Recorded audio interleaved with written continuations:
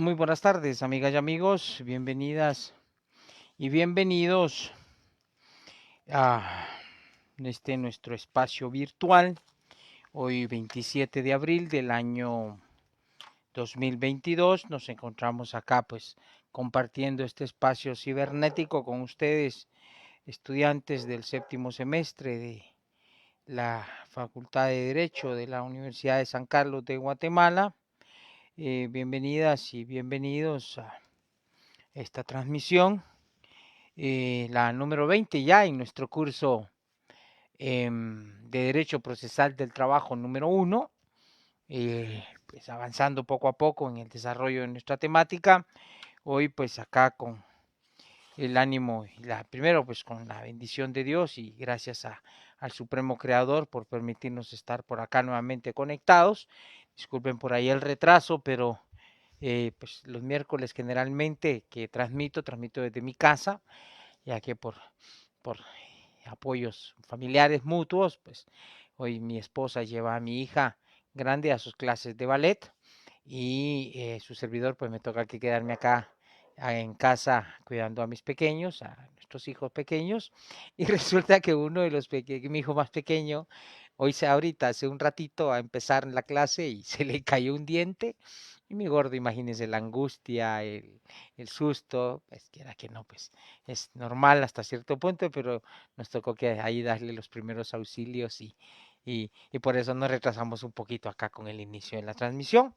Disculpen ustedes, señores estudiantes y amigos que siguen estas transmisiones y por el respeto que ustedes se merecen y pues me permito dar esta justificación y esta explicación y agradecido, reitero, pues con Dios por la oportunidad de estar acá con ustedes, deseando que se encuentren pues bien al lado de sus seres queridos, luego pues de concluir una jornada de trabajo que no se oye, ¿me escuchan?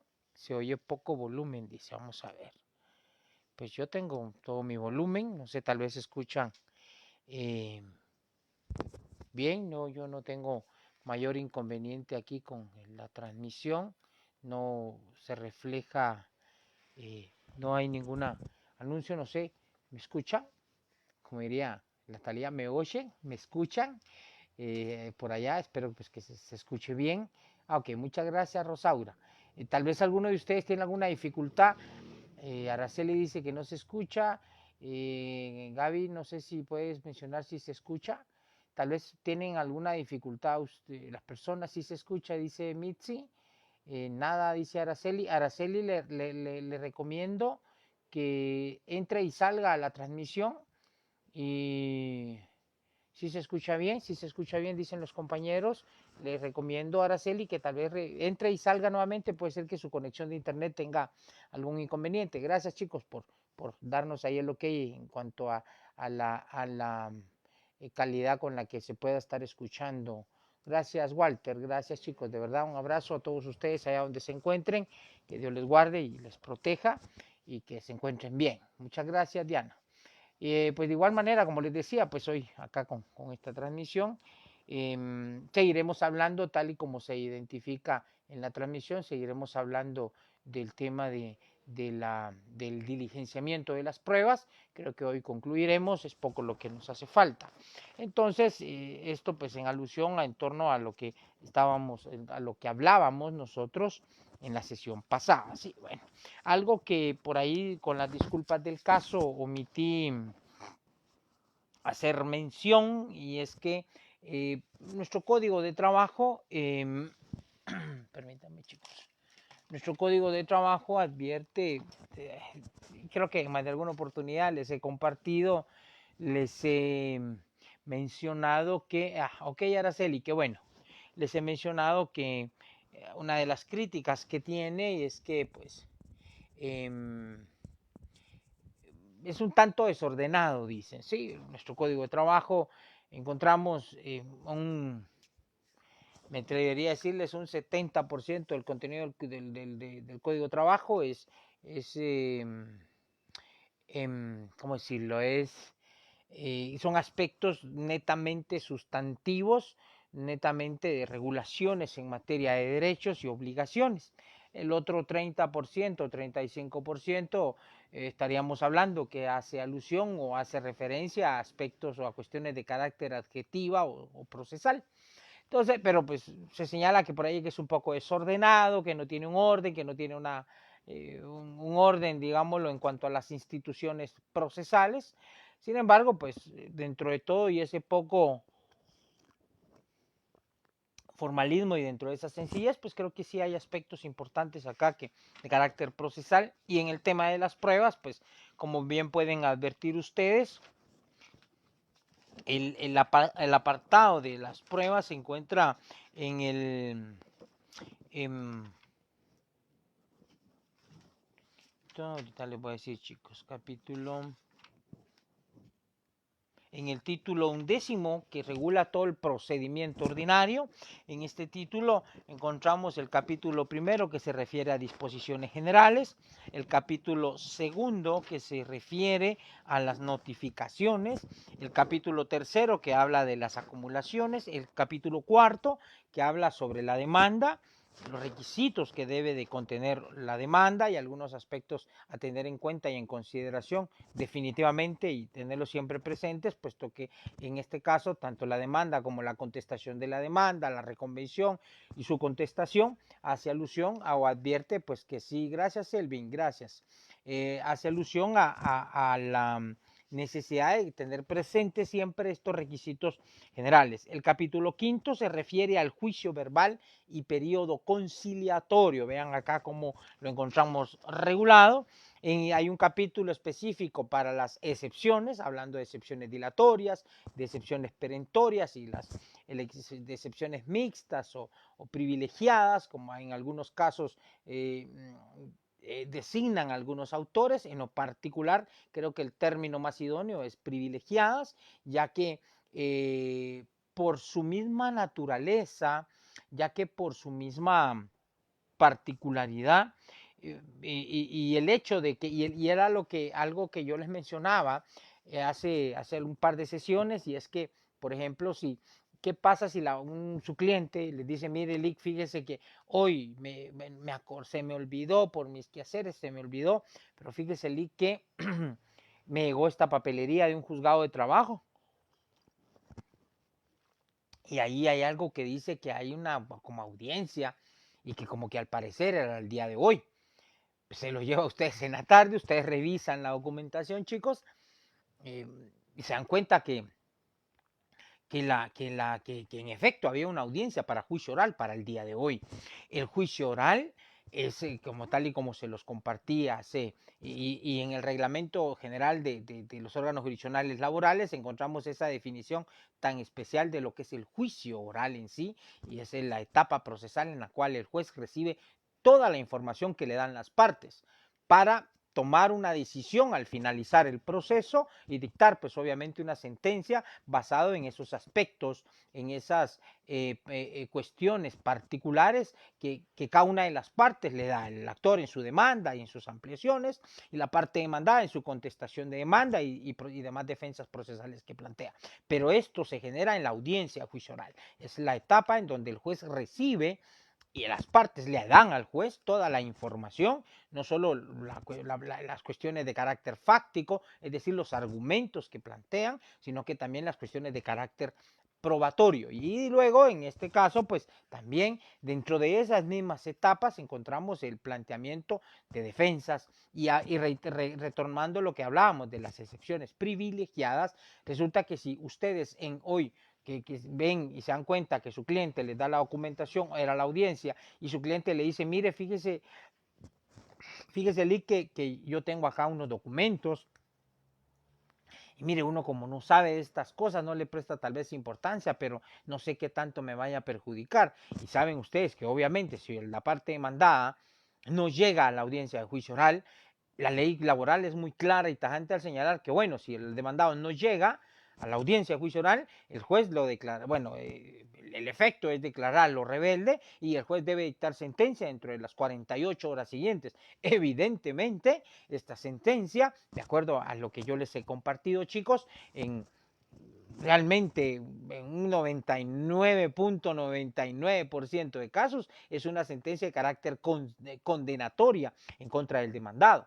pero sí pues, cabe la posibilidad que en algún momento se dicte una sentencia absolutoria y que no se acceda a lo que se está pidiendo. Yo recuerdo, creo yo, una sentencia en rebeldía de la parte demandada, en más de algún caso recuerdo que que si bien es cierto, hay una rebeldía, pero no accedía a lo que se está pidiendo en la demanda. No recuerdo bien, pero creo que era un caso de reinstalación, en donde pues tenemos limitados los casos de reinstalación en los cuales el juez puede otorgarlos según doctrina de la Corte de Constitucionalidad, según disposiciones de esta Corte. Solo los casos expresamente regulados en la ley, los casos expresamente regulados en un pacto colectivo o en cualquier otra disposición de carácter laboral, solo que estén reguladas expresamente los casos de reinstalación, esos son los únicos que podrá otorgar el juez. Mujer embarazada que ha sido expedida, mujer en periodo de lactancia, hombre que fuera despedido y que en su caso sea integrante de un comité ejecutivo, que esté participando en la conformación de un sindicato, que estos casos en particular pues serán los únicos que según la ley, y otro que puede estar regulado, como repito, en un pacto colectivo, en un convenio colectivo. Pero bueno, si no se da esto, pues, pero le digo, la mayoría de casos y la mayoría de sentencias son condenatorias en contra del patrono. ¿Qué va a pasar? Les mencionaba y les hacía este refresh, muchachos, no solo para nuestro curso, sino que para su vida profesional, para los que están preparándose para su privado. Les llega a usted el cliente y le dice, mire, y aquí tengo yo recibos con los cuales acredito que ya le pagué lo que él me está, aquí creo que está diciendo que me están pidiendo que le dé su bono 14, que le dé su aguinaldo, y yo ya se lo pagué, mire, Lick, aquí tengo estos recibos. Y usted se da cuenta que la audiencia era hoy. Y en teoría, la norma general advierte que estas pruebas, advierte que estas defensas deben de plantearse en la audiencia de juicio oral. Pero bueno, aquí, pues cortesía de su servidor y la experiencia que me permito compartirles, chicos, pues no todo está perdido. Hay excepciones que por su naturaleza, por eso tan privilegiado, por eso tan especial que es, primero, el derecho de defensa, segundo, evitar abusos. La ley laboral, vean chicos, y corran la voz, porque así es, muchas veces se critica la ley laboral porque es muy proteccionista del trabajador, y en efecto, la ley laboral por su naturaleza, como una de sus particularidades esenciales, es proteger al trabajador.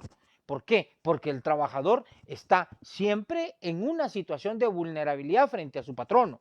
El trabajador es el que por esa situación de vulnerabilidad está expuesto a aceptar cosas contra su voluntad, que puedan ser consideradas hasta cierto punto ilegales. Firmar documentos en blanco, firmar documentos que acreditan el pago de algo, ¿sí? O firmar documentos que digan que está renunciando a su trabajo. Está expuesto por esa misma necesidad. Les he contado casos, ¿sí? En donde los trabajadores se ven expuestos a esto. La ley laboral, el legislador anticipándose o tratando de anticiparse a esta situación, prevé que la ley laboral sea proteccionista. Pero ojo, o sea, también la ley laboral, dentro de esa línea proteccionista que tiene, dentro de esa línea tutelar, chicos, la ley laboral también prevé que también va a buscar evitar abusos, va a buscar evitar atropellos, porque también hay de todo en la viña del Señor, así como hay patronos malos, patronos buenos, hay trabajadores malos, hay trabajadores buenos, hay trabajadores, y más allá de que sean culpa o sean los propios trabajadores, hay abogados que son, y ojalá ustedes no sean de esos abogados, chicos, futuros abogados, de verdad, eh, hay abogados que son pícaros, hay abogados que son así como que, bueno, presentemos así la demanda y si nos cuaja ya la hicimos. ¿En qué sentido? Hoy, por ejemplo, tuve una demanda, una audiencia, me llevó bastante tiempo, o sea, créanme, bastante tiempo. Pues hubo contestación de demanda, fue oral, hubo planteamiento de excepciones dilatorias y presentaron un bagaje probatorio muy amplio, principalmente de carácter documental. El trabajador reclamando prestaciones desde el año 2013 hasta el año 2019, 2020, dice, señala en la demanda. Digo el trabajador porque es el que comparece, ¿sí? Reclamando que nunca le pagaron aguinaldo, que nunca le pagaron bono 14, que nunca le pagaron bonificación incentivo, que nunca le pagaron, que nunca usó vacaciones. Entonces, eh, la construcción de esa defensa que hizo el abogado, oralmente muy hábil, muy sagaz, la hizo adecuadamente, me argumentó y me señaló, me hizo una relación, disculpen la bulla, pero aquí pasa, aquí vivo en una calle, frente hay una calle principal que pasan muchos vehículos, disculpen, pues el trabajador, o bueno, quien hizo la demanda, en nombre del trabajador, plantea ese tipo de reclamaciones. Imagínense, bueno, en este caso, la defensa, el patrono llegó, el abogado llegó como mandatario, hizo el planteamiento defensivo, hizo planteó su plataforma fáctica, en fin, hizo todo lo planteó adecuadamente y me presentó y le digo, me llevó bastante tiempo porque sí, el bagaje probatorio fue bastante amplio, me presentó documentos con los que acreditaba el pago de todas las prestaciones que él debía, incluso había hasta un finiquito en donde le pagaban lo último cuando él ya dejó de prestar sus servicios, le pagaron indemnización y le digo, el patrono, el que hizo la demanda, el profesional, o bien, pues a veces no son abogados, los abogados a veces llegan solo a la audiencia y hay oficinas que se dedican, perdónenme la expresión, a huizachear y son huizaches los que hacen estas demandas y presentan las demandas así, hay que el patrono demuestre, y como la carga probatoria a la larga es del patrono, pues el patrono viene y demuestra. Entonces lo hacen trabajar a 1 horas extras porque, digo horas extras porque si la gente fuera honesta, porque si los profesionales del derecho fueran honestos, no harían esas demandas así, no las harían. O sea, ¿por qué no ser honesto? Y el Código de la Ley del Organismo Judicial exige que los mismos abogados actúen con lealtad procesal, que los mismos abogados sean los que presenten. Claro, algunos me dirán en defensa de esas demandas que plantean con datos y con reclamaciones exorbitantes, me dirán, pero mire, es lo que me dice mi cliente. Bueno, lo dirá en su defensa. Pero bueno, voy a aquellos casos en donde es el abogado o es el profesional o el huizache el que hace la demanda por iniciativa propia en esos términos, buscando obtener un beneficio, buscando obtener un pago, una cuestión de carácter económico que ya no le corresponde. ¿Por qué? Porque si en tiempo se pagaron las prestaciones y si hay constancias, no solo del pago, sino que constancias contables, bancarias que acreditan que efectivamente se pagó, no chicos, eso no es honesto. Entonces, hoy lo traje a colación porque sí es importante que seamos leales, que actuemos con lealtad. Conozco muy buenos profesionales del derecho, no solo de nuestra amada Universidad de San Carlos, sino que de universidades privadas, que hacen planteamientos muy objetivos, muy honestos y muy transparentes. Pero hay otros, principalmente les digo, estas oficinas que se dedican a hacer demandas por maquila, tipo huizachería, estos de verdad piden todo. Y si algún patrono por mala pata, por mala suerte, no llega a la audiencia, se va rebelde, pasa alguna situación, híjole, imagínense, incluso hay quienes piden hasta reajustes salariales, piden que señala, mire, a mí solo me pagaron 2.000 quetzales o 1.500 quetzales mensuales, quiero reajuste salarial, y la ley establece que tienen derecho, es cierto, pero ¿por qué no actuar con honestidad? Y traigo esto a colación porque ¿qué pasaría? Repito, si en este caso los demandados no llegan, como el cliente que hipotéticamente yo les planteaba.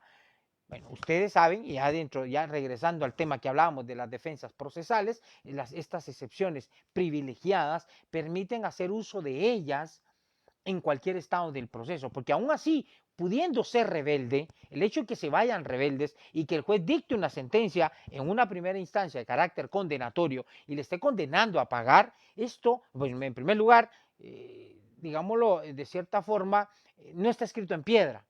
O sea, existe forma a través de una excepción de estas privilegiadas, como la excepción de pago, ¿sí? Que puede plantearse en cualquier estado del proceso hasta antes de dictarse sentencia en una segunda instancia. ¿Qué implica esto? Que si ustedes no llegan a la audiencia, ¿sí? Y por ejemplo, la audiencia fue hoy, bueno, ustedes inmediatamente por escrito hagan comparecer a su cliente, señalen lugar para recibir notificaciones y presentado este recurso, presentado este memorial, perdón, en donde lo están haciendo comparecer, donde están señalando el lugar para recibir notificaciones, presenten un segundo escrito en donde estén planteando una excepción de pago. No la denominen perentoria, porque las excepciones perentorias, por disposición del segundo párrafo del artículo 342 del Código de Trabajo, las excepciones perentorias se plantean con la contestación de la demanda. Pero si ustedes no llegaron a la audiencia, evidentemente no pudieron contestar la demanda. Entonces, si la plantean como perentoria, se la rechazan. Yo he rechazado excepciones planteadas así, porque el momento procesal oportuno para plantear estas excepciones es con la contestación de la demanda.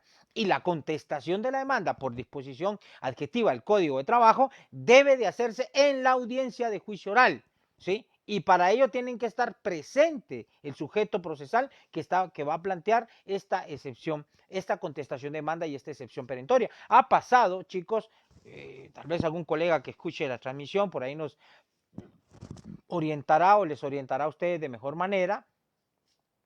Ha pasado que algunos profesionales, como su cliente no llega, presentan un memorial en donde están contestando la demanda. Eso no es legalmente viable, esto procesalmente hablando no es viable. La persona que va a contestar la demanda tiene que estar en la audiencia de juicio oral, no vía remota, no va a poder llegar y presento esto. No, la ley no prevé esto. Deben de estar presentes en la audiencia. Bueno, pero repito, por supuesto que no llegaron, por alguna diversa razón no llegaron, existe aún estas figuras procesales, como estas excepciones privilegiadas, que pueden plantearse en cualquier estado del proceso. Ojo, y dice, y pueden plantearse hasta antes de la vista en segunda instancia. ¿Qué puede pasar con esto? Por ejemplo, ustedes, como ya el juez dictó sentencia, ¿sí? Porque puede ser incluso, muchachos, pensemos en el supuesto de que no fue hoy, que la audiencia no fue hoy, que la audiencia fue la semana pasada, hace 15 días, hace un mes, y hoy les están notificando la sentencia, por el amor de Dios, y en la sentencia los están condenando a pagar todo. ¿Qué va a pasar? Entonces ahí es donde primero tenemos que, repito, hacer comparecer al cliente, apersonarlo dentro del juicio. Segundo, presentar el recurso de apelación. Ojo, si ya se dictó la sentencia, estas excepciones privilegiadas, se habilita el momento para plantearlas. Uno, planteando primero el recurso de apelación. Incluso en el memorial del recurso de apelación, ustedes pueden plantear estas excepciones privilegiadas, esta excepción de pago. ¿Qué va a pasar? El juez va a tener el juez ya ahí, él ya dictó su sentencia. El chance del juez de primera instancia ya terminó. El chance del juez de primera instancia concluyó cuando él vino y dictó sentencia. Dicta su sentencia. El juez ya no puede tocar más nada de esa sentencia. Más nada de lo decidido en ese momento en el juicio ya no puede tocarlo el juez. ¿Qué tienen que hacer ustedes? Presentar su recurso, primero, repito, incluso en un solo memorial pueden hacerlo todo. Yo les digo que lo hagan por separado, por aquello de que el memorial contenga algún error y en su caso se lo rechace por alguna circunstancia. Puede ser posible. Entonces, mi consejo, primero, su memorial en donde están apersonando a su cliente. Segundo, memorial donde estén planteando su recurso de apelación. Tercero, memorial donde estén planteando esta excepción privilegiada de pago. Porque hay tres excepciones nominadas que están, tres excepciones privilegiadas que están nominadas, que es la excepción de pago, cosa juzgada, pago, prescripción y cosa juzgada. Son tres excepciones que están privilegiadas. Se habla de excepciones, dicen, nacidas con posterioridad. ¿Qué significa esto? Significa de que la excepción, los hechos en que se fundamenta esta excepción, tienen que haber nacido con posterioridad a la contestación de demanda.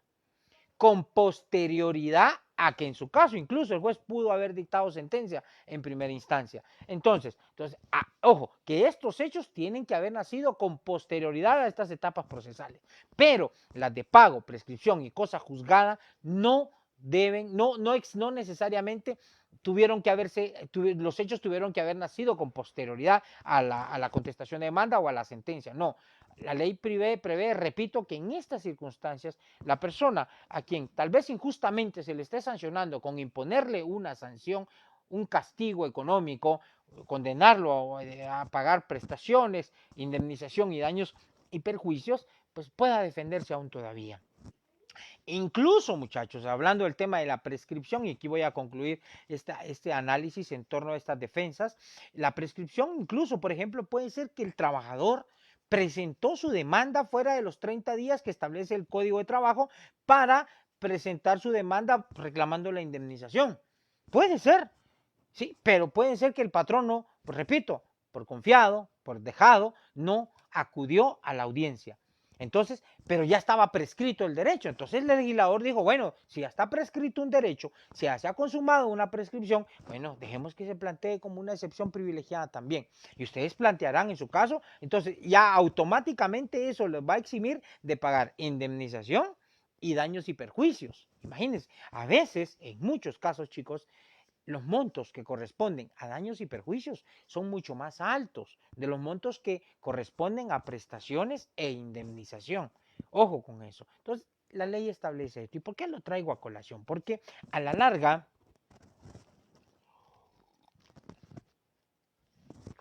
esto surgió como parte del análisis de esa estructura del Código de Trabajo. Les hablaba que en el capítulo sexto está todas las excepciones. En el capítulo séptimo encontramos las pruebas.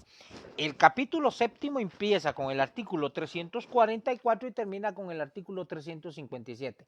Ahí encontramos todo lo que tenemos que tener presente y en cuenta para aportar medios de prueba, cómo va, en su caso, dentro de ese poco formalismo, dentro de esa sencillez, cómo va a diligenciar el juez, cómo va el juez a empezar a recibir las pruebas, cómo la van a aportar las partes, cómo las va a presentar o aportar dentro del proceso. Rapidito, Selvin, las prestaciones de carácter, entre comillas, irrenunciables, si no están reguladas en un pacto colectivo, o en general, prescriben en 2 años. Ya si están reguladas en un pacto colectivo, prescriben en 4 meses. Esto lo encuentra usted, Selvin, en el título octavo, capítulo primero, siempre del Código de Trabajo. En el título octavo, capítulo primero, encontramos prescripción. ¿Sí? Ahí en este capítulo primero, artículos 258 al 268, encuentra todo lo relativo a la prescripción. ¿Estamos? Ahora bien, regresando a nuestro tema.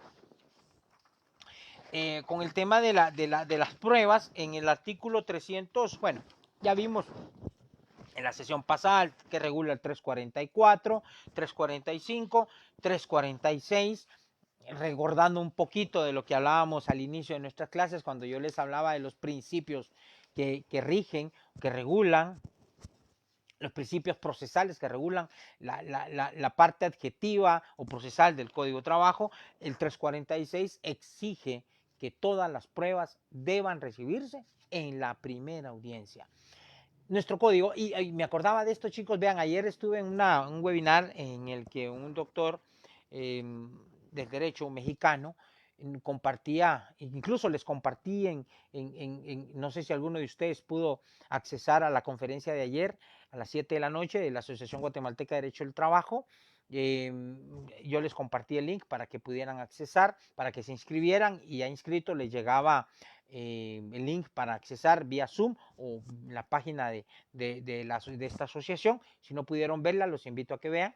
Ayer estuvo un doctor mexicano, se me va el nombre ahorita. En México se encuentra atravesando por un proceso de reforma laboral en materia procesal laboral en su país. Más de 110 millones de mexicanos están entrando o buscando cómo adaptarse a un nuevo modelo o una nueva tramitación de procesos laborales. Allá pues, han habido algunas etapas de modificación. No conozco acá con gran amplitud el proceso, pero de lo que recuerdo que compartía el expositor ayer en ese webinar, primero pues hubo necesidad de una reforma constitucional, porque por disposición constitucional fue que ellos antes el juzgamiento de casos laborales estaban sujetos a jueces, a competencia de jueces civiles o jueces comunes. Ahora se reformó el artículo 123 constitucional mexicano y este ya dispone que el juzgamiento, que todos los conflictos, algo muy similar a como está nuestra Constitución, que todos los conflictos laborales deberán ser sometidos a una justicia privativa, a jueces laborales específicamente. Pero quiero compartirles repito, no conozco a cabalidad y me va a gustar mucho, y que Dios primero tendré el tiempo y el cerebro para conocer un poquito de este proceso, del proceso laboral mexicano. Pues son nuestros vecinos, conocer un poco cómo es, pero ellos hablaban de el expositor recuerdo que hablaba de una audiencia laboral. Anteriormente se llevaba una audiencia que se dividía en tres partes, que era la conciliación, la contestación de la demanda y el ofrecimiento de prueba. Luego una segunda audiencia para diligenciar la prueba. Él contaba muchas realidades y vicisitudes que se daban en todo esto, pero un cambio radical que se ha generado ahora es que primero, para que una demanda llegue al ámbito de un juez laboral, tiene que pasar obligadamente por una etapa de conciliación. Hay centros de conciliación propios del sistema de justicia mexicano, que tendrán como bajo su responsabilidad profesionales conocedores del tema de conciliación. Cabal, esto estaba hablando Cristian, muy bien, pero no es tanto una fase administrativa, Cristian, creo que es una fase conciliatoria. Propiamente creo que así se designa en esa reforma que hubo en el segundo párrafo de esa reforma del artículo 123 constitucional. Se señala que deberá agotarse esa etapa de conciliación ante centros administrativos, o sea, son centros estatales de conciliación. Cabal, como tú bien lo mencionas, son de carácter administrativo. Entonces, allá el tema del arbitraje difiere, pero igual, gracias Cristian por compartirnos acá esto que les he mencionado. Pero lo traigo a colación, chicos, porque acá en nuestro proceso, si ven ustedes toda la estructura normativa, toda esta relación de estos capítulos que les he mencionado, nos advierte de un principio, y es el principio de concentración. La estructura normativa orienta a que todas las fases debemos de llevarlas en una sola audiencia. Esa es la intención, claro, esa es la norma general. Hay excepciones, sí. Por ejemplo, el mismo 346 señala que si por su naturaleza o por ¿qué dice? O por imposibilidad del tribunal, porque claro, el tribunal tiene cargadas, no tiene solo un caso, o sea, tenemos miles de casos bajo nuestro conocimiento. Tenemos una agenda de audiencias, en algunos órganos jurisdiccionales de 4, en algunos de 5 audiencias. Tenemos obligación, evidentemente, de cumplir con estas audiencias. Puede ser que tengamos una audiencia programada y si ya estamos en etapa del diligenciamiento de pruebas y podemos recibirla en otra audiencia, la ley nos permite que podamos señalar otra audiencia, una segunda audiencia, excepcionalmente una tercera, e incluso si hay pruebas que tenemos que recibir que se encuentre fuera del país, podemos fijar términos extraordinarios de prueba. Pero, repito, en nuestro caso, a diferencia del proceso laboral mexicano, allá pueden haber creo que hasta 2 o 3 audiencias. Acá nosotros, nuestro código, la estructura, cómo lo encontramos establecido en el código, esta regulación sí que sea en una sola audiencia. 346 es claro, todas las pruebas deberán recibirse inmediatamente. ¿Por quién? Por el juez en la primera audiencia. En la primera audiencia. A diferencia, repito, dice, ya no, ya hay otras excepciones. Y repito, o sea, es la norma general, claro. Por ejemplo, ¿qué pasa si hubo una ampliación? Recordando lo que vimos hace algunas sesiones, si hay una ampliación de la demanda, en cuanto a hechos y reclamaciones, el demandado tiene derecho a pedirle al juez que suspenda la audiencia porque debe preparar su defensa. ¿Sí? ¿Será culpa del patrón o será culpa del juez? No. Para mí es culpa del trabajador o de su asesor, porque habiendo tenido tiempo para hacer esta ampliación, no se hizo. Bueno, claro, puede ser que en esa audiencia, en ese día, el trabajador le diga al abogado, mire, Lick, fíjese que resulta que, mire, yo no me acordaba, pero no me pagaron horas extras. Fíjese, mire, Lick, yo por los nervios, yo como estaba, no me acordaba, pero a mí 2 años no me pagaron bono 14. Fíjese, Lick, que yo estaba mal, mi mamá se había muerto por el COVID y yo andaba destrozado y no me acordé. Yo creo que le dije a usted que yo había renunciado, pero no, Lick, fíjese que a mí me despidieron. O sea, que se lo esté diciendo el trabajador en ese momento, ¿qué le toca a usted como asesor?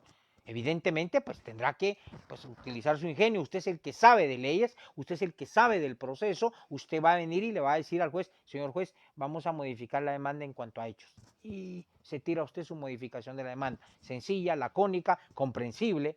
Entonces, obvio, son circunstancias especiales. Pero si eso se lo dijeron a usted hace un mes y usted hasta el día de la audiencia lo va a hacer, ni modo, profesional, va a ser su culpa. Va a ser su responsabilidad. Pero bueno, quitemos eso de lado. Bueno, pero también, por ejemplo, ¿qué pasa si la parte demandada, al contestar la demanda, está planteando reconvención en contra del actor? Bueno, el actor, el mismo código, le da el derecho, así como el demandado tiene derecho a que cuando se amplía la demanda o modifica la demanda a pedir que se suspenda la audiencia, también el trabajador tiene derecho ante una contrademanda a pedirle al juez que se suspenda la audiencia. Igual, se en cuenta que hay un balanceo. Igual, ¿qué pasa con las excepciones dilatorias? El patrón o el demandado las presenta. El trabajador tiene 24 horas para evacuar la audiencia. ¿Puede hacerlo en esa audiencia? Sí. Pero si se acoge al plazo de 24 horas, se suspende la audiencia. Evidentemente ahí se rompe esa concentración, pero no porque quiera el juez, sino porque la dinámica, las situaciones particulares del proceso así lo hacen necesario, así lo orientan. Y pasa esto con el tema de las pruebas. Por ejemplo, hablábamos en la sesión pasada el tema de la confesión judicial propiamente, la confesión judicial del demandado se debe recibir, de acuerdo al artículo 354, se debe recibir en la audiencia, en la primera audiencia, ¿sí? Pero se ha llegado hasta una cuarta audiencia cuarta audiencia de prueba como tal.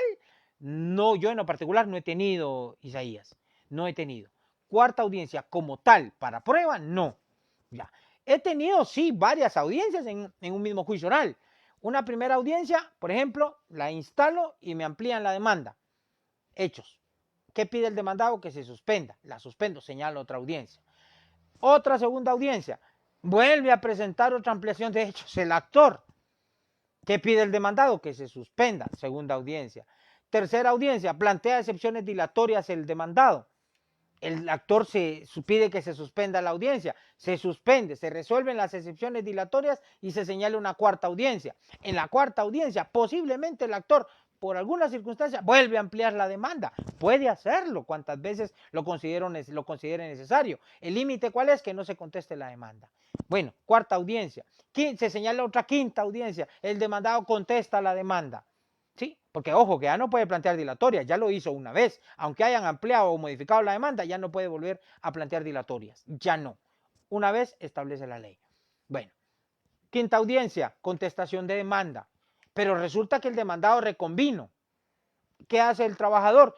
Pide el que hace el abogado, que es el que sabe, le dice, mire señor juez, en atención a la reconvención, solicito, porque ahí dice, muchos abogados, de verdad chicos, no hagan esto en su vida profesional, no hagan esto.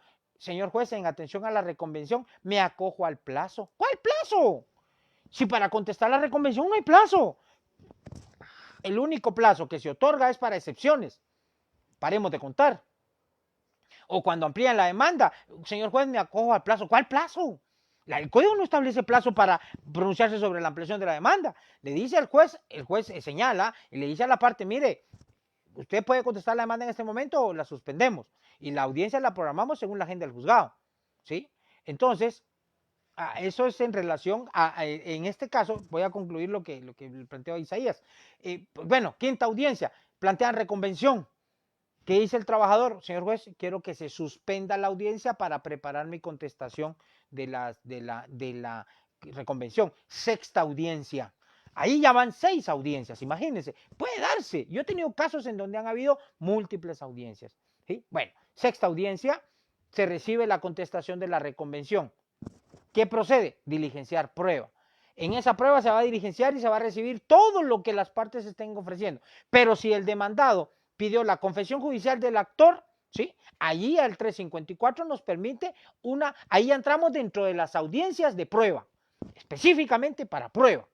De ahí la ley, de acuerdo al 346, segundo párrafo, dice que si por su naturaleza, en el caso de la confesión judicial, su naturaleza, su diligenciamiento exige o advierte o prevé que la confesión judicial del trabajador se reciba en otra audiencia. Obviamente, es lo de verdad, técnicamente es lo más idóneo, es lo mejor que pueden hacer, que venir y preparar a su cliente para una eventual confesión judicial. Discutir usted, abogado, asesor, con su trabajador, con su cliente, discutir la contestación de la demanda. Mire, aquí está diciendo esto y esto y esto. ¿Qué pasó? Platiquemos. Mire, porque sobre los hechos de la contestación de la demanda se van a basar las preguntas de la confesión judicial del trabajador. Y le van a preguntar sobre eso. Y pero si el trabajador no sabe o se pone nervioso y decide y resulta aceptando algo que no hace, que no le conviene o que no procede su aceptación, por eso mismo, para que preparen a su cliente, yo les aconsejo, vengan una segunda audiencia. La audiencia que fija el juez. Consejo sano. Es decisión de ustedes. El reglamento interior de los juzgados de trabajo advierte que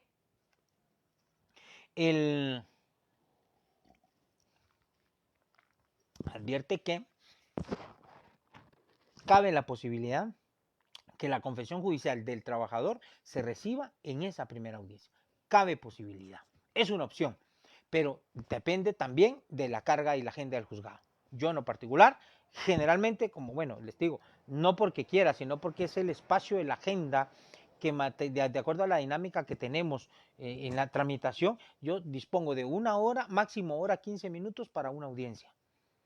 Una hora, máximo hora 15 minutos, porque ya tengo otra audiencia y no voy a afectar los derechos de tercero también.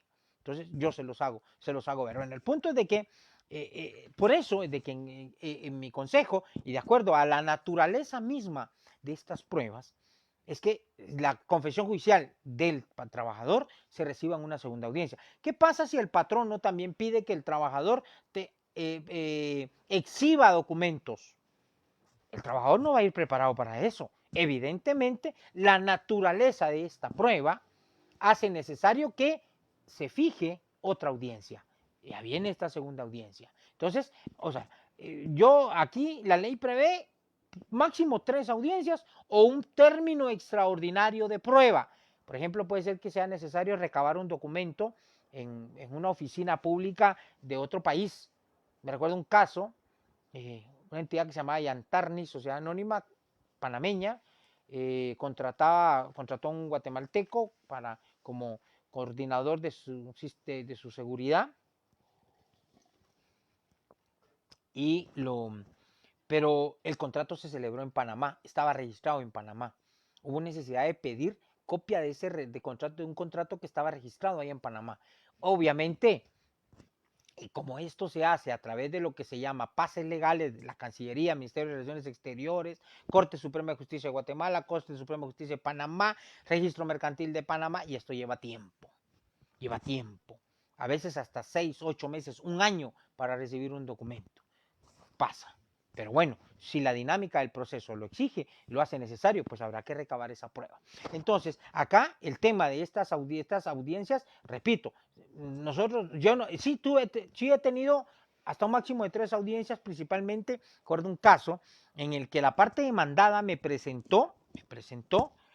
ofreció una prueba de una declaración de unos testigos que trabajaban en otra empresa. Me dijo, mire señor juez, los testigos no los traje hoy, acuérdense de esto, en el pedir está el dar.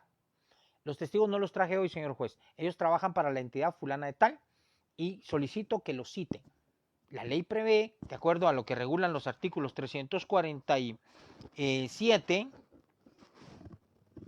al 351, 347, 48, 49, 50 y 51, 5 artículos que regulan todo lo que de acuerdo al Código de Trabajo es importante en torno a la declaración testimonial, a la declaración de testigos, ¿sí? Bueno, entonces, la parte, bueno, ojo, vean ustedes, que dice que de acuerdo al 346, las partes están obligadas a acudir a la primera audiencia con todas sus pruebas. Es la regla general, ¿sí?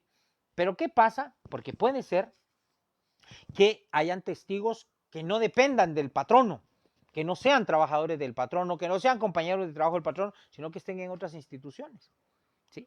Entonces, y que sea necesario que el juez lo cite. Entonces, el 348 señala, bueno, primero el 347, hablando ya de la declaración de testigos, señala las partes pueden ofrecer hasta 4 testigos por cada uno de los hechos que pretendan establecer. 348, todos los habitantes de la República tienen obligación de concurrir al llamamiento judicial. Y es que entendamos algo, o sea, dar una declaración en un testigo, yo en lo particular recalco mucho y le digo al testigo, mire, su declaración es importante dentro del proceso. Me va a permitir a mí tener un conocimiento por medio suyo, por medio de lo que me va a declarar, de lo que pasó, de algo que pasó y que interesa al proceso. Entonces, ojo, acá el 348 señala que están obligados a acudir al llamamiento judicial. ¿Sí? Dice, con la anticipación debida, las citaciones se harán por medio de la Policía Nacional Civil. Ya no se hacen por medio de la Policía Nacional Civil, las citaciones las hacemos por medio, acá en Guatemala, del Centro de Servicios Auxiliares, y en algún municipio se harán por medio los juzgados de paz. Pero la Policía Nacional Civil ya no hace citaciones. Dice, 349, cuando haya que recibir, puede ser que, ojo, vean esto aquí, 349 nos da la pauta también a otra audiencia para recibir prueba. 349, cuando haya que recibir declaraciones de testigos fuera de la localidad donde tuviera su asiento el tribunal, el juez, de contestada la demanda y con audiencia de la parte contraria, haciéndole saber día y la hora de la diligencia, podrá comisionar a otro igual o inferior categoría, es decir, a otro juez de igual o inferior categoría, aunque no sea de la jurisdicción privativa de trabajo. El juez también podrá facultar al exhortado para que señale día y hora en que deba de recibir la información, o sea, la declaración testimonial. En este caso, la notificación es bla, bla, bla. Bueno, 349. ¿Qué pasa? Como el caso que les iba a contar, los testigos trabajan en una empresa. Y el juez y el oferente me dice, mire, señor juez, los testigos no los puede traer porque no dependen de nosotros. Es necesario que los cite. Entonces le pido que para recibir estas declaraciones testimoniales me señale otra audiencia y cite a los testigos. ¿Qué le toca al juez? Acceder, porque está bien justificado, está fundamentado, le está explicando por qué no pudo llegar y cuál es la responsabilidad del juez. Señalar esta segunda audiencia, eventualmente, si la agenda lo permite, dentro del plazo que establece el 346 y mandará a citar a los testigos. ¿Sí? Incluso, fíjense que en ese caso que me vino a la mente y por el cual yo les hablo de estas declaraciones, el oferente, bueno, no se pudo, ¿qué pasó, Dios mío? No se pudo localizar, creo yo. Entonces, cuando fue en la audiencia, estaba razonada la citación. Señor juez, fíjese que, bueno, no se pudo citar al testigo, o el testigo, por ejemplo, puede ser circunstancia particular, esté enfermo, tenga COVID. Incluso me pasó casos en donde me ofrecieron testigos, pero resulta que al momento de la audiencia, no, solo de 4 testigos, por ejemplo, llegó solo uno. Y de los otros tres que no llegaron, uno se murió y los otros 2 estaban con COVID. Entonces, mire, y incluso aquí aplicando supletoriamente, creo que esto ya lo vieron en su curso de Derecho Procesal Civil y Mercantil, incluso acá, si usted, aplicando lo que regula el Código Procesal Civil y Mercantil, en el caso de que no llegaran todos los testigos de los 4 que propuso, solo llegó uno, el Código Procesal Civil y Mercantil permite, le da la opción, y ahí es donde el juez tiene que preguntar, y así lo hago, le digo, mire, la parte demandada, usted ofreció 4 testigos, solo vino uno, ¿qué pasó? Mire, señor juez, fíjese que de los otros 3 que no vinieron, uno se murió y los otros 2 están con COVID. Bueno, entonces yo le doy la opción, porque así lo permite la ley. Le digo, mire, usted ante esta circunstancia tiene 2 opciones. Primera, que se reciba la declaración del testigo que está presente, pero ya no puedo recibir las declaraciones de los otros. Segundo, la segunda opción, ¿cuál es? Que no se reciba la declaración del testigo que está presente y le señalo otra audiencia, dando tiempo a que los otros testigos se recuperen del COVID para que ya estén, al menos los que estén vivos, que lleguen. Ya llegarían 3 de 4. No es lo mismo 1 de 4 que 3 de 4, ¿sí? Lógica numérica. El punto es que ya la parte decide. Ha habido casos donde me dicen, mire, señor juez, reciba solo los que están presentes. Vamos a renunciar a los otros, que no sabemos si se mueren o no. Y quién quita, en la próxima audiencia que está sano se me enferme de COVID. Entonces, bueno, ya es decisión en sí. Pero acá, repito, el 349 nos permite esa eventual segunda audiencia. Cuando los testigos no están dentro del perímetro de la localidad. Yo puedo comisionar a un juez de paz o a otro colega juez de primera instancia de trabajo, o aunque no sea de trabajo, para que reciba esas declaraciones testimoniales. Pero ojo, allá viene esta segunda, eventualmente esta segunda audiencia. En el caso que les comentaba, hubo pues necesidad de una tercera audiencia, ahí solo llegó uno de los tres que estaban proponiendo y ya, pues como era la última, le digo, mire, ya no puedo señalarle otro. Aquí hay que recibir el que está. Y se recibió la declaración del testigo que llegó. Bueno, 350, los patronos quedan obligados a permitir que sus trabajadores concurran a prestar testimonios a que haya lugar, dice, cuando la citación sea hecha legalmente. ¿Se dan cuenta acá? El 350 exige que haya una citación del juez. Ojo, debe de existir entonces la necesidad. Ahora bien, puede ser, porque incluso esto el legislador lo dejó previsto para aquellos testigos que estén siendo propuestos por el trabajador y que sean sus compañeros de trabajo. Dice, el legislador previó esto, ¿por qué razón? Porque el patrón no tiene la obligación de permitir que los trabajadores vayan. ¿Sí? Y incluso si no es una entidad que sea la demandada, la otra entidad, patrona o patrono de los testigos, debe permitir que vayan. Hay obligación del patrono para hacerlo. Dice, la transgresión a este artículo será castigada con multa. 351, tacha de testigos. La tacha del testigo está incluso más desarrollado, un poco más amplio por el Código Procesal Civil y Mercantil. La tacha es la figura procesal que tiene la parte contraria a la que propuso la prueba de testigos, que tiene la parte contraria para decirle al juez, señor juez, para objetar esa declaración, para decirle al juez, señor juez, la declaración de este testigo usted no le tiene que dar valor probatorio, porque esta declaración es parcializada. Y aquí ya depende de ustedes, incluso el mismo 351 señala cuáles son los motivos por los cuales un testigo puede ser su declaración considerada no válida. En caso de los trabajadores de dirección, que ejerzan funciones de dirección, de representación o de confianza. Incluso la parte, ahí los tres últimos párrafos del 351 explican cuáles son los trabajadores que se consideran cargos, que ejercen cargos de dirección, los trabajadores que tienen cargos de representación o los trabajadores que tienen cargos de confianza.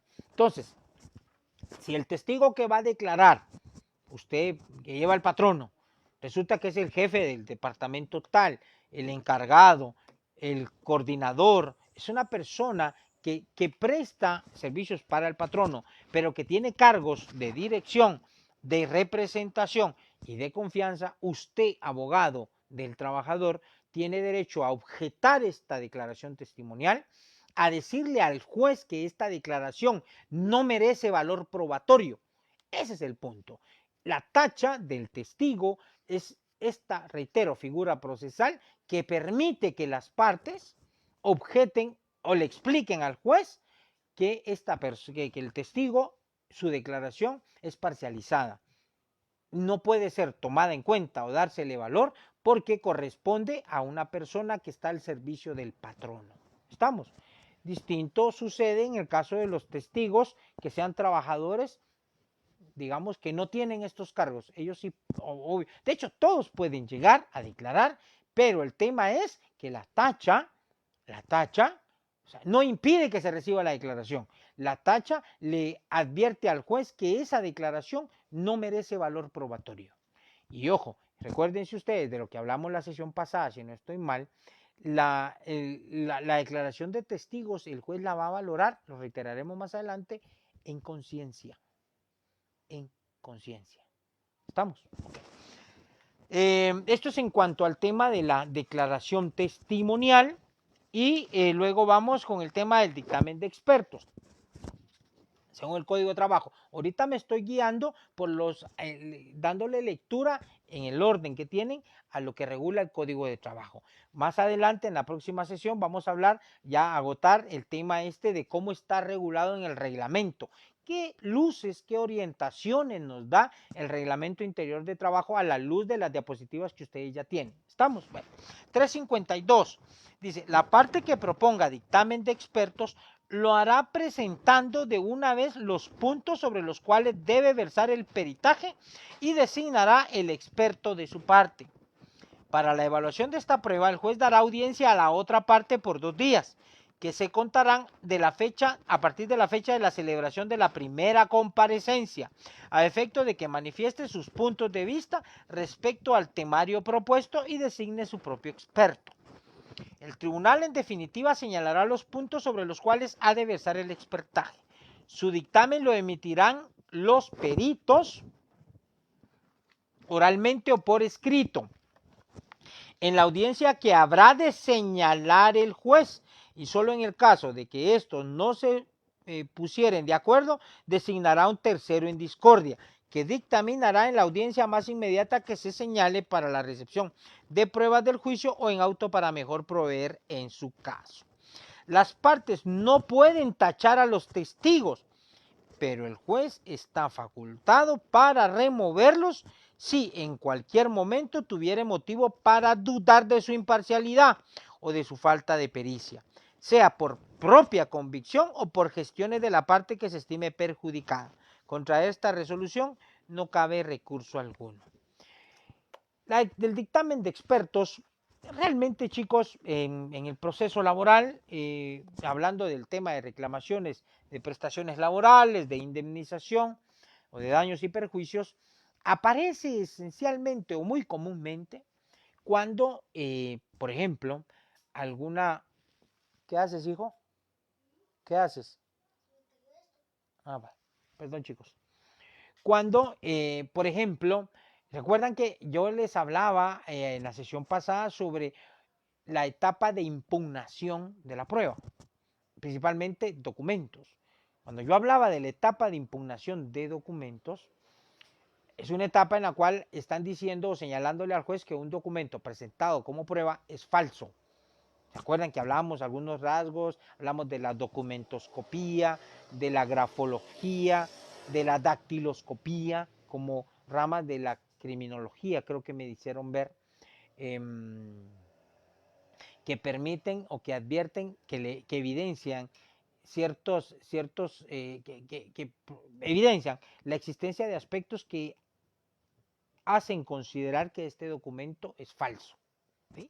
Documentoscopía, grafología, dactiloscopía, que son estas ramas. Y bueno, entonces, en la impugnación de documentos se objeta, se advierte, se le dice al juez, señor juez, este documento es falso.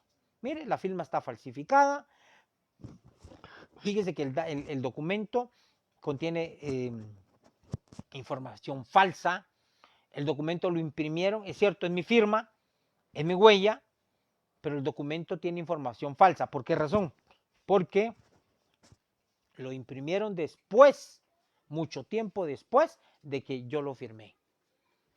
Entonces se crea esa controversia, ¿sí? Entonces, dentro de las pruebas, generalmente las partes piden un dictamen de expertos, que un perito del INASIF, previo pago de las, ¿cómo es la palabra? De los honorarios, porque el INASIF pues aporta dictámenes gratuitos en procesos penales, repito, en procesos penales, pero también puede hacerlo en procesos de otra naturaleza, civil, familia, laboral, puede hacerlo.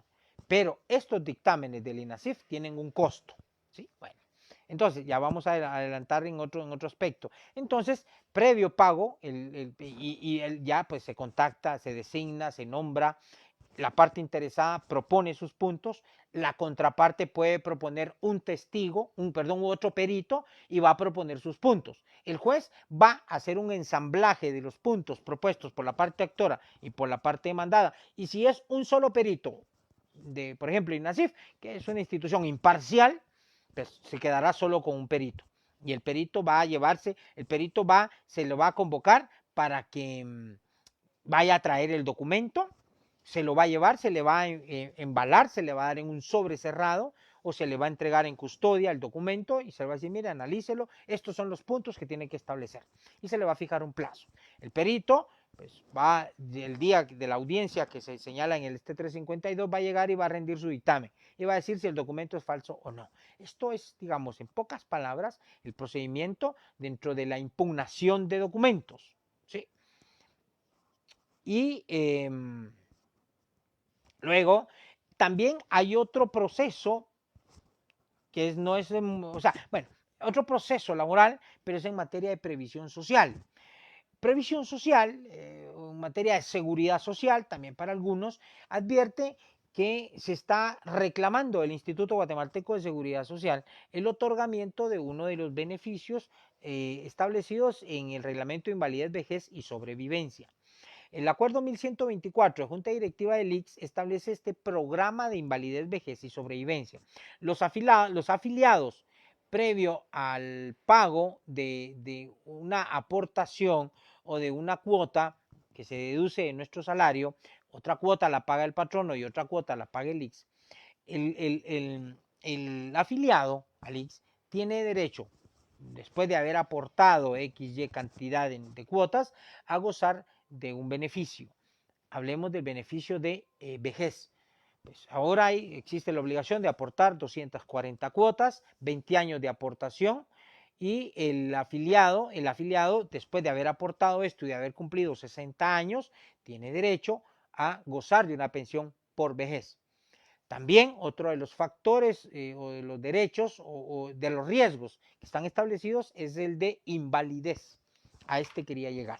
El de invalidez es cuando la persona, el afiliado, sufre algún accidente laboral o algún accidente, alguna enfermedad que le genera uno de los grados de invalidez.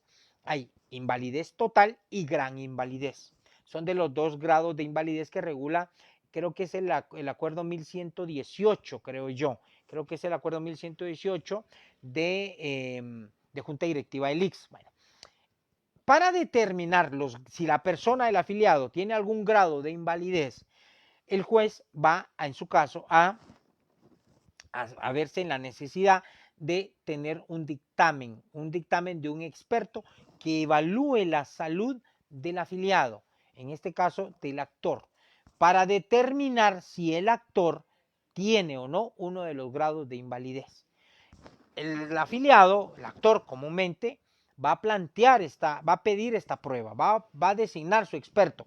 Comúnmente piden que se nombre un experto del INASIF o un neurólogo o alguien, un galeno del sistema de salud estatal, del ICS o de alguna institución estatal. Van a proponer su experto. El ICS va a proponer su experto. Se va a hacer esta dinámica de que se va, repito, el actor va a proponer su experto y sus puntos, el demandado su experto y sus puntos, el juez va a ensamblar los puntos y va a determinar qué es lo que tienen que establecer los dos expertos. Si hay coincidencia en los dictámenes, se acabó. Pero si un dictamen establece contrario al otro dictamen, el juez dice que puede llamar a un tercero. Esto es lo que se nos señala el 352. Se va a llamar a un tercero en discordia, va a designar a otro. Y ya luego este otro lo va a establecer, se le van a dar el catálogo de los mismos puntos y se le va a fijar una fecha para rendir su dictamen. Así es como se funciona la dinámica del dictamen de expertos. Al final, el juez, recuérdense, esta es otra prueba y les invito, por ejemplo, así como yo les puse, les dije en el tema de la declaración testimonial, pónganle acá en conciencia 347, que es el que inicia toda la regulación de la declaración testimonial, pónganle ahí con lapicerito rojo en conciencia, porque es la forma en que se va a valorar esta prueba, en conciencia. Igual que el dictamen de expertos, su valoración va a ser en conciencia igual. Por acá, chicos, vamos a concluir. Perdonen, ojalá y no me haya afectado la transmisión. Les voy a agradecer si me dicen, porque me entró una llamada acá ahorita y disculpen, pero ojalá y no afecte esto nuestra transmisión. Voy a proceder a responder a sus preguntas. Si alguien me escribe un mensajito acá al chat de la transmisión para indicarme si se afectó o no la transmisión, se lo voy a agradecer mucho. Por de pronto voy a proceder a a dar respuesta a las interrogantes. Permítanme, jóvenes, disculpen. Y a sus saludos, ¿sí? Bueno, vamos pues. Alexander, Heidi, Nidia, Laura, Jane, Florecita, Parabellum, aquí está el amigo de John Wick. Hola, Parabellum, gusto saludarles, chicos. Igual, Ani Contreras, Corsantes, perdón, Ingrid Valenzuela, Araceli, gracias por sus saludos a ustedes, chicos, chicas. Diana, igual, Rosaura, gracias por. Hola, Gaby, igual, gracias por sus comentarios acá en torno a si se escuchaba o no la transmisión. Voy acá, dice Solís Román, buenas tardes, gracias Solís, muy amable. Aquí mencionaron varios de que sí se escuchaba bien la transmisión. Igual la compañera que tenía dificultad la escuchó muy bien. Hola Maxwell, gusto saludarte. Heriberto, muchas gracias. Noemí, Daniel, Araceli, Lick, bendiciones, gracias Aura Leticia, Mayra Álvarez, Marlen Reyes, hola Marlen, gusto saludarte. Selvin López, las prestaciones renunciables, ya te hablé sobre la prescripción. Selvin, gracias, a la orden. Cristian González, en México la fase administrativa, sí es parte de lo que estábamos hablando sobre el proceso laboral. Lick, buenas tardes, dice Isaías, el Código de Trabajo, en el artículo 346, da a conocer diversas circunstancias en las que puede llegar hasta una tercera audiencia. Si ha llegado hasta una cuarta audiencia, en algunos casos, ya te comenté, de que pues he tenido mayor cantidad de audiencias, pero no específicamente por el tema de prueba. Paola Ruiz, ¿qué significa cuando dicen que se evacúa la audiencia en 24 horas? Esto esencialmente, Paola, es en torno a las excepciones, tanto dilatorias como perentorias o las privilegiadas, que el 344 señala que la parte con el segundo párrafo, 344 dice, dentro de las 24 horas siguientes a la audiencia, el actor, porque se entiende que las excepciones en general las plantea la parte demandada, puede ofrecer las pruebas pertinentes para contradecir las excepciones del demandado. Ojo, también no dejen de lado el hecho de que el actor puede llegar a asumir papel de demandado también cuando ha sido reconvenido. Entonces, el actor que inicialmente era el demandado, pero por la reconvención se convierte en actor, también tiene derecho a, dentro de las 24 horas que se le otorgan de plazo, a ofrecer las pruebas que considere pertinentes. Esas 24 horas es para plantear argumentos y ofrecer pruebas sobre las excepciones planteadas dentro del proceso. Mayra Álvarez, solo hay plazo de 24 horas para ampliar. No, Mayra, no, nada que ver. Ahí nada que ver, Mayra, no. Repito, el plazo de 24 horas, métanselo en su cabecita, chicos, chicas, es solo para ofrecer pruebas, en la mayoría de casos, en el tema de las excepciones. Para ampliar la demanda, la ampliación de la demanda puede hacerse, el 338 regula los momentos, ahí no hay plazo, Mayra, no confunda.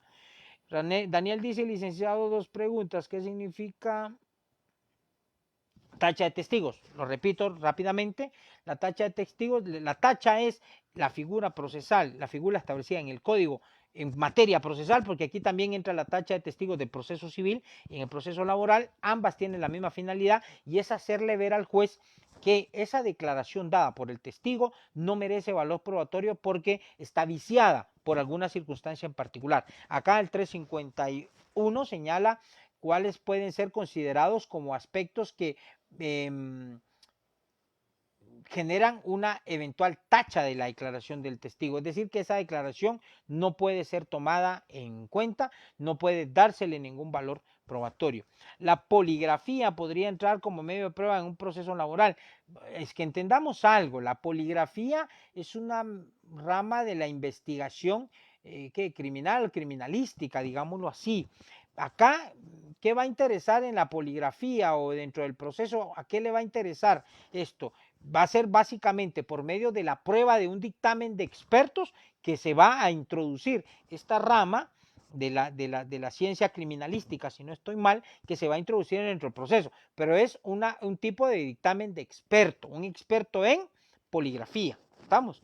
La poligrafía, recordemos que pues es así, es aquella maquinita que le ponen a uno y le hacen preguntas y detecta, entre comillas, si uno está mintiendo o no en las preguntas que le hacen a uno. Gracias, Ingrid, muy fina por tu comentario. ¿Oíste? Wendy Juárez, todo bien, gracias, Cari. Gracias, Yasmín Barrientos, gusto saludarte. Gracias, Andrea. Marlen, muchas gracias igual. número del acuerdo del ICS. Hay dos acuerdos, el 1124, que es el que regula el programa de invalidez, vejez y sobrevivencia, y creo que el 1118 es el que regula lo relativo a los grados de invalidez, ¿sí? 1124, Marisela, del programa de invalidez, vejez y sobrevivencia, y 1118, que creo que es el que regula el tema de la invalidez. Vicky, gracias por compartir. No, es un gusto, Vicky, gracias, y es un gusto igual, muy fina. Agradezco mucho tus comentarios. Dios te bendiga igual. Argelia, muchas gracias, bienvenida. Gracias, Alicia, muy amable. María Andrea, feliz noche igual. Que hace Secatún dice, gracias, es un gusto igual, chicos, aquí estamos a las órdenes, un gusto saludarles, gracias Eric, gracias IPS, excelente cátedra, muchas gracias igual, Herbert Valver, un gusto, bueno, un ejemplo de reconvención, bueno, los hablaba la vez pasada, les contaba de la reconvención, por ejemplo, el patrono acusa al trabajador de haber abandonado el trabajo, ¿sí? Lo acusa y le dice, mire que por el abandono usted me causó daños y perjuicios y lo estoy reconviniendo para que usted me pague esos daños y perjuicios. Es un ejemplo típico de las reconvenciones. En demandas en contra del Estado, un ejemplo típico, chicos, por ejemplo, ha pasado que alguna persona que está prestando servicios técnicos o profesionales también es pensionado del Estado, está recibiendo una pensión. Y las regulaciones o el cuerpo normativo, la ley de clases pasivas, establece que si la persona pues, vuelve a ser contratada y a prestar un servicio, debe dar aviso para que se suspenda el pago de la pensión. Eso si no se hace, se puede considerar eventualmente un fraude. Entonces, cuando vienen las personas estas que prestaron servicios técnicos y reclaman la existencia de una relación laboral, el Estado viene y reconviene. Le dice, mire, pero si usted era pensionado, ahorita viene a decir que quiere ser declarado trabajador y que se le paguen prestaciones e indemnización, ¿sí? Y que usted está asegurando que devenga un salario. Entonces, señor, ¿usted por qué no suspendió el pago de la pensión de clases pasivas? Entonces lo reconvienen y piden que el trabajador sea condenado a devolver todas esas pensiones que recibió durante el tiempo que estuvo prestando sus servicios técnicos. Te dejo un par de ejemplos por ahí, Herbert. Carlos, muchas gracias, le agradezco por comentar, es un gusto, Carlos. Daniel, ¿qué me dice aquí Daniel? Excelente, que no, igual es un gusto. De verdad, a sus órdenes, que Dios me los bendiga, cuídense y Dios primero. Nos vamos a ver hasta el próximo miércoles, porque el día lunes, por el asueto, el 1 de mayo, se corre el goce del asueto y descansamos el día lunes. Cuídense mucho, que Dios me los bendiga, feliz noche, hasta pronto.